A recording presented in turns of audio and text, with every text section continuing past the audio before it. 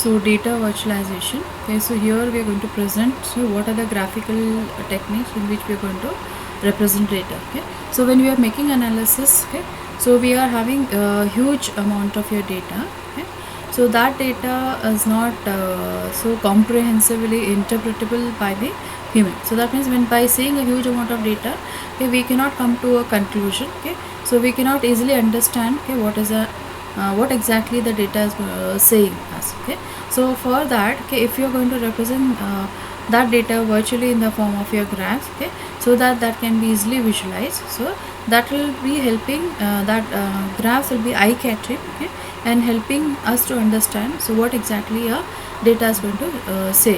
Okay, so now here when we are going to represent that in the form of your virtualization, okay, so we need to think that okay, so what amount of data we have to take. Okay, so lots of data if you are just representing in the form of graph, okay, so we will be not able to come to a perfect analysis, so it will not be eye catching. Okay, so because human eye we cannot comprehensive and interpret what it is saying. Okay, so what we have to do is you just catch a hold of your key parameters of your variables, so which you can represent in the form of your data. Okay, so now sometimes you need to add some additional information also, like if you are taking some graph, okay, you have to add some of the labels. Okay, so you may be adding an x-axis label or y-axis label. Okay, or some times we add a pop out of that. Okay, so giving some useful information. Okay, so we are just not presenting some statistics there. Okay, suppose if I have conducted my research, okay, after research if I am getting some of the results,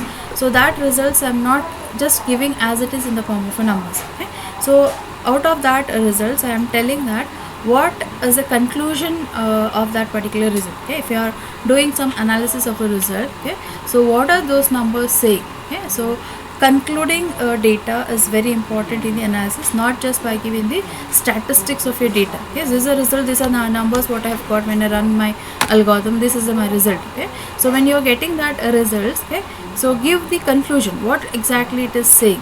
Okay, so that also should be given, so that is very important in the analysis of your data. Okay, so virtualization helps us to easily catch the analysis. Okay, because we are representing them in the form of your charts or your graph. Okay, so when you go for a virtualization, the right amount of data to be selected, okay, and in the proper order and right visual form, okay, we have to take. Okay, so whatever data we are going to take, okay, so first you take some data. Okay, gather the data what you want to virtualize it. Okay, and then after that you sort the data in a particular form. Okay, so after sorting that, select the best suitable pattern of representation, okay, in the graphical form. Okay, so which is telling you easily, okay, which is where the people if they are seeing it easily they can analyze the data. Okay, don't simply just take any random virtualization technique like you are having line graph, bar graph. Okay, or you may be having a box plot and all that. So what kind of data you're using, what kind of domain you're going to use. Okay, so which form of your virtualization technique is suiting for your analysis, choose only that particular technique. Okay, so you have to use the right amount of data in the right order. Okay, and right visualization forms have to be used. Okay, so actually data visualization is the last step in the data life cycle. Okay, so types of charts what normally we'll be using is we'll have line graph. Okay, so we have scatter plot. Okay, so you may be using bar graph, status bar graph, histograms. Okay, so you use pie chart, box chart. Okay, you'll be using bubble graph. Okay, you have dials. Okay, geographically you may be using, you have pictographs, there are lots of these things. Okay, so you can just find many of examples online. Okay, so which is just showing you the analysis of your data. Okay, so for this you just we are not only putting on a data and just drawing a line graph. Okay, so you can add on any other information popping out. Okay, display saying in short text. Okay, so which may help you to catch the key parameters of your analysis. Okay, how do we achieve excellence in the visualization. Okay, so show even, okay, show and even reveal the data. Okay, so when you're showing you have to show it and reveal the data analysis. You just choose some of analysis of your data in form of a short text, okay, which is abstracting the entire analysis. Okay, so when you see the data, it should tell the story. Okay, that means that's what we are saying. We have to conclude a data. Okay, just not put a statistics. When you see the data, easily people have to tell by seeing that graph. They should be able to tell a story about that. Okay, by seeing the graph, they should be able to analyze large masses of your data there. Okay, and then induce the viewer to think of the substance of data. Okay, so whenever they are seeing your graphs, they should be able to think, okay, what is the object of your data. Okay, the format of graph should be so natural that, okay, data itself tell the story. Okay, itself shine. Okay, so whenever you are choosing any virtualization technique, you have to be more imaginative. Okay, so that the entire story is told by your graph. Okay, you have to be very imaginative and smart to represent your data in a single graph form. Okay, so a very imaginative way you have to represent your data, so that the data itself is telling the story. Okay, so next is, okay, first whenever you choose it, you avoid distorting what the data have to say. Okay, so statistics can be sometimes may be misused. Okay, in the name of simplifying, some crucial context should be removed, leading to the distorted communication. So whenever you represent the data, okay, so you have to be very fair enough, okay, so to represent the true form of your data. So otherwise what happens, okay, if wrong statistics you're going to give, okay, and that is misleading the entire story about your analysis, whatever you have done. Okay, you have done the data mining, you have developed a model.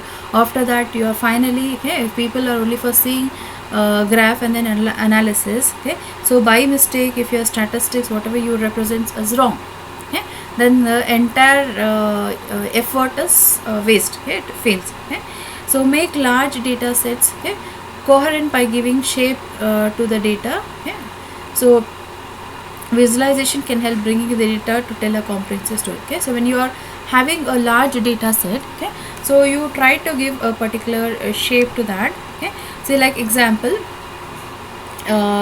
you may use the width. Okay, suppose if you are using you may use a line graph, okay, to represent it. Okay, so to represent the content, okay, the amount of your data, okay, when you are having a huge volume of data, when you are making some analysis, okay, so for small the width of your line, okay, can represents the volume of your data. Okay, so if the width is more, so it is representing more volume of data, okay, for a particular analysis. Okay, so encourage different eyes to compare different pieces of data. Organize a chart in the way eyes should naturally move to derive insights from the graph. So that means if different people are seeing it, okay, so they should be easily able to compare the thing and get into the details of it. Okay, so like take example, you are taking a pie chart.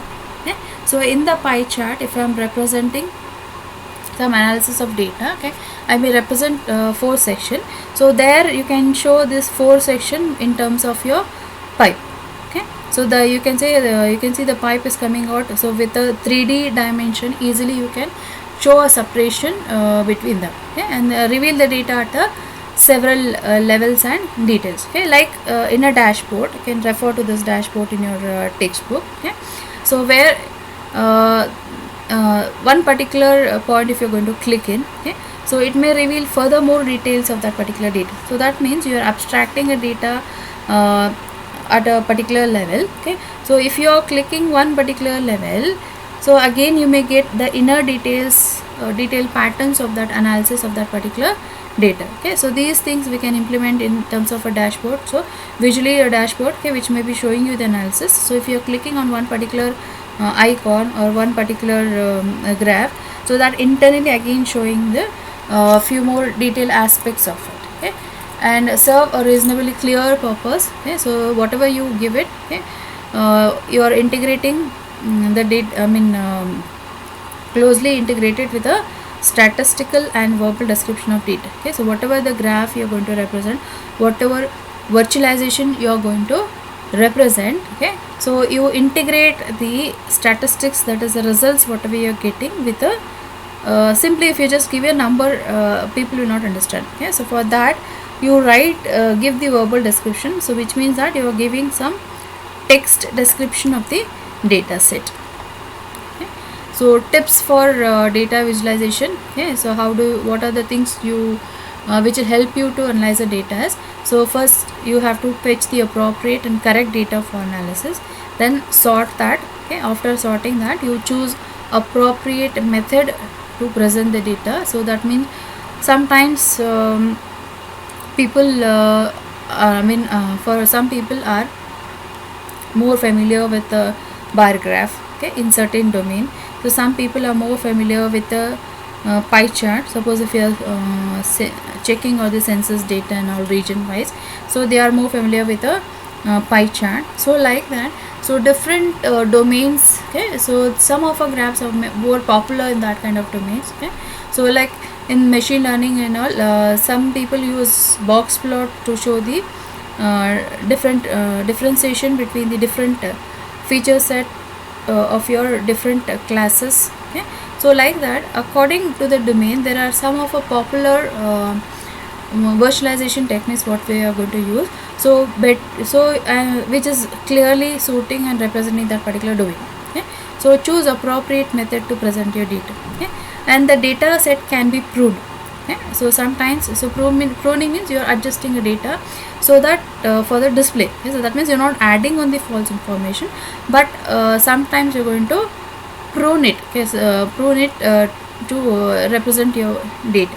Okay, so if you need additional dimension, you for references, okay, you can add on to it. Okay, so that your graphs are becomes more readable. Okay, and the numerical data may need to be bind in a few categories. So you categorize the data, and numerical data, and you may be binding into one particular category. Okay, and high level virtualization could be backed by more detailed analysis. If you're having a lot of data, like I said, you are having a dashboard. Okay, so if you are clicking one particular icon, okay, so that is internally again giving insight into few other more details. Okay, so like that, if you are going for high level virtualization, so it is not just only 2D surface. Okay, many dimensions you are representing using a two-dimensional graph where you're getting analysis. But high level virtualization, okay, so you may go into different levels of analysis. Okay, so if you're clicking on one level, you may go to the other level of analysis. Okay, on one icon or one